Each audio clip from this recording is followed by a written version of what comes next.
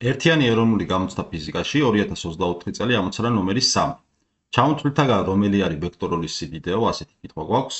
გავიხსენოთ ის ფაქტი თუ რა არის ვექტორი. ვექტორი ხასიათდება როგორც სიდიდით, აგრეთვე მიმართულებითაც, ანუ სიგრძეს ახასიათებს და მიმართულებაც.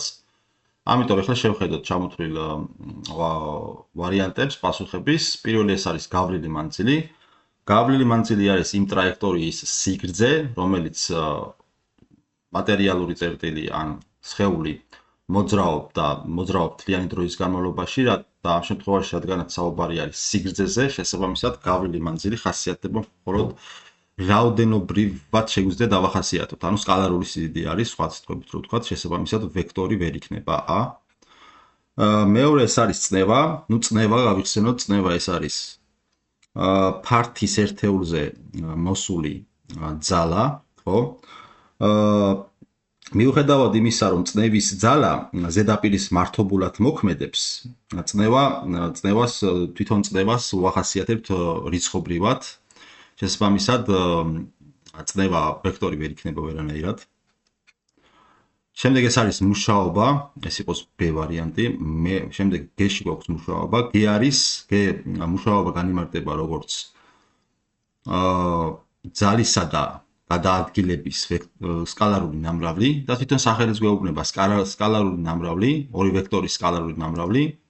შედეგად გვაძლევს სკალარს, შესაბამისად სკალარი მხოლოდ რაოდენობრივად შეგვიძლია დავახასიათოთ, შესაბამისად მუშაობაც ვექტორი ვერანაირად ვერ გამოდის. ხო, რაც შეეხება D-ს, D-ში იმპულსი ეს არის მასისა და სიჩქარის ნამრავლი, ხო? ნუ გამომდინარე იქიდან, რომ სიჩქარე თავად წარმოადგენს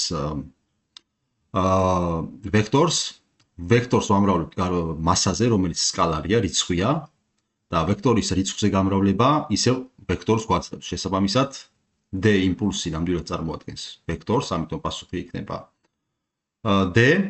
ხოლო რაც შეეხება D-ნის ძალას, ნუ თვითონ D-ნი, რა თქმა უნდა, არის ვექტორული სიდიდე, რადგანაც D-ს ვეძახით ჩვენ დამუხტული ნაწილაკების მიმართულ მოძრაობას, შესაბამისად მიმართულებას გვიხასიათებს, თუმცა აქ საუბარი არის D-ნის ძალაზე. ხოლო რაც შეეხება D-ნის ძალა ეს არის გამტარის განივკვეთში, დროის ერთეულში გასული მუხტი.